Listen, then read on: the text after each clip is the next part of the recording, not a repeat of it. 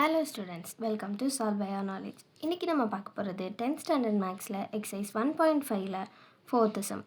If f of x is equal to x square minus 1, g of x is equal to x minus 2, find a if g dot f of a is equal to 1.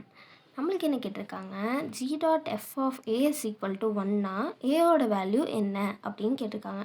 First நம்ம g dot f of x கண்டுபிடிக்கணும். நம்மளுக்கு கொடுத்துருக்க variable x தான், அதை வச்சு தான் கண்டுபிடிக்க முடியும். ஸோ ஃபர்ஸ்ட் நம்ம எக்ஸோடது கண்டுபிடிப்போம், தென் g dot f of a கண்டுபிடிக்கலாம்.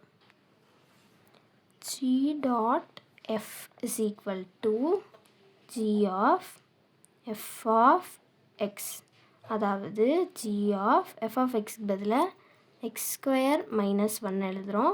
தென் g of xல xக்கு பதிலாக x square minus 1 சப்ஸ்டியூட் பண்ணுறோம். So it is x square minus 1 minus 2,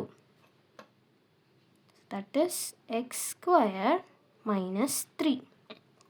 இது என்ன, இது g of f of x தான், x square minus 3.